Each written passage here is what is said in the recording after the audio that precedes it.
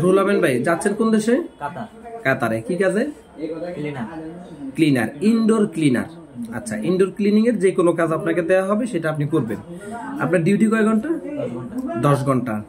10 ঘন্টার পরে কাজ করলে ওভারটাইম, অর্থাৎ জেনারেল ডিউটি 10 ঘন্টা। 10 ঘন্টার পরে কাজ করলে আপনি ওভারটাইম পাবেন। আপনার বেতন কত? 1000 রিয়াল হচ্ছে বেতন, 300 রিয়াল হচ্ছে খাবারের জন্য, 1300 রিয়াল। ঠিক আছে? আচ্ছা, আপনার টিকিট, পাসপোর্ট, ম্যান পাওয়ারের কার্ড সবকিছু বুঝে পাইছেন? ভিসা কপি পাইছেন? কন্ট্রাক্ট পেপার পড়ছেন, বুঝছেন, সিগনেচার করছেন? আচ্ছা, আগে বিদেশ করছিলেন? কোন দেশে ছিলেন? সৌদি আরব ছিলেন। বিদেশ কিন্তু কষ্ট, যেহেতু আগে বিদেশ করছেন, আপনার এক্সপিরিয়েন্স আছে, আপনাকে খুব একটা বেশি বলার দরকার নাই। বিদেশ কষ্টের জায়গা।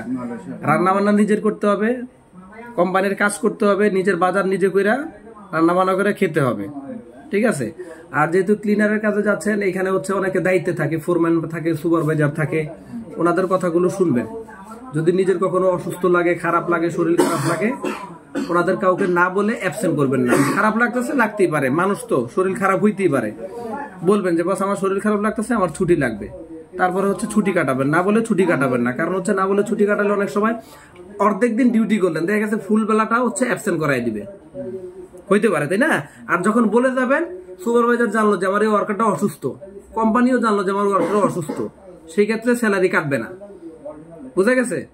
আর যেহেতু আগামীকাল 31শে ডিসেম্বর, বছরেরও শেষ, মাসেরও শেষ, ফ্লাইট হলো 5টা 25-এ, আপনি বিকাল 2টার মধ্যে হচ্ছে এয়ারপোর্টের ভিতরে থাকবেন।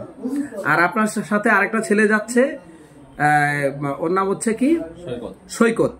দুইজন হচ্ছে একসাথে থাকবেন। এয়ারপোর্টে যখন যাবেন, ফোন নাম্বার সৈকতের আছে, নিছেন?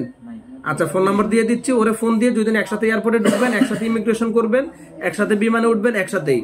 আর ঢাকা থেকে যখন চেন্নাই যাবেন, যেহেতু ট্রানজিট ফ্লাইট, চেন্নাই যাওয়ার পরে হচ্ছে বাইরে কোথাও যাবেন না, ভিতরে ওয়েট করবেন, সম্ভবত 2-3 ঘন্টা বা 4-5 ঘন্টা, যে সময়টাই হোক, এখানে তো টিকিটে লেখাই আছে। একসাথে থেকে আবার হচ্ছে একসাথে বিমানে উঠবেন। ঠিক আছে? আর কাতার এয়ারপোর্ট নামার পর দুজন একসাথে থেকে হচ্ছে আপনার যে রিসিভারের নাম্বার, 2টা নাম্বার দিছি, ফোন দিবেন। যেহেতু কাতার সিম আপনাদের কাছে আছে, আর আরেকটা বাংলা নাম্বার দেওয়া হয়েছে, ওটা তো হোয়াটসঅ্যাপ আছে, ইমো আছে, রিসিভারের ফোন দিলে উনি এসে রিসিভ করে নিয়ে যাবে। আর কোনো অসুবিধা হইলে সবার আগে কাকে জানাবেন? বাড়িতে না অফিসে? অফিসে জানাবেন। যদি কোনো প্রবলেম হয়, সেটা সমস্যার সমাধান কে দিবে?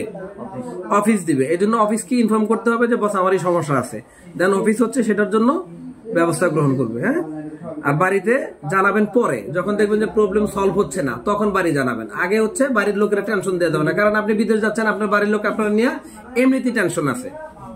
এয়ারপোর্ট থেকে রিসিভ হওয়ার সাথে সাথে বাড়িতে একটা ভয়েস দিবেন, আমি রিসিভ হয়েছি, কোম্পানিতে যাচ্ছি, টেনশনের দরকার নাই। কারণ এখানে অনেক দূরে যাচ্ছেন, অন্য একটা দেশে, বাড়ির লোকজন এমনিতে চিন্তা করবে, তাই না? এজন্য ওনাদেরকে চিন্তায় ফেলা যাবে না। তো ঠিক আছে, কথাগুলো মনে থাকবে? ওকে, ঠিক আছে, ইনশাল্লাহ।